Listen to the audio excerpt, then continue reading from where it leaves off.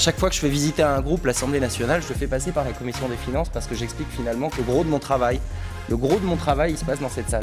J'ai été engagé au service de l'idée que je me faisais de l'intérêt général, au regard de l'idée que je me faisais de ce qui était bon pour le pays, pour les Françaises et pour le Français. Et oui, je ne sais pas quelle est la portée de mon action, j'allais dire c'est aux électeurs de le dire. En tout cas, je crois avoir été utile dans les combats que j'ai menés, aussi bien sur les questions qui relevaient strictement de la Commission des finances que sur les sujets que j'ai eu à traiter dans le cadre des fonctions qui m'ont été données, notamment en matière de transparence de la vie publique, en matière de transparence de la vie économique, de lutte contre la corruption, et puis plus récemment pour les moyens qui sont donnés à nos armées, auxquels on demande beaucoup dans le cadre notamment de la lutte contre le terrorisme.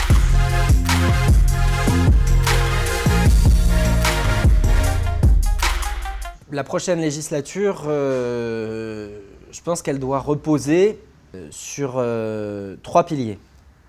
Le premier, c'est évidemment question d'emploi et de pouvoir d'achat, qui resteront de toute façon fondamentales.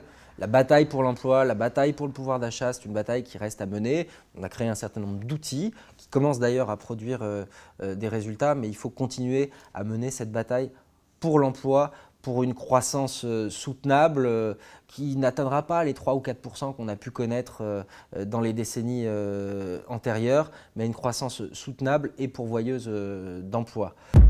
Deuxième pilier de cette législature, il est à connecter d'ailleurs avec l'enjeu de l'emploi et du développement économique, c'est évidemment la transition écologique. On a ce mur du réchauffement climatique en face de nous.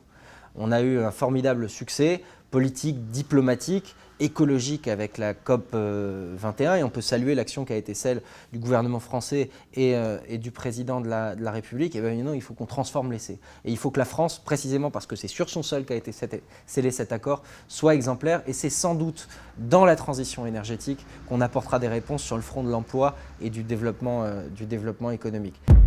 Et puis le troisième pilier de la législature, pour revenir à ce que nous évoquions tout à l'heure, parce qu'il y a ce besoin impérieux de réconcilier les Français avec la démocratie et donc avec leurs représentants, c'est celui de la morale et de l'éthique. Je l'ai déjà dit, je le dirai toujours, c'est un chantier toujours inachevé.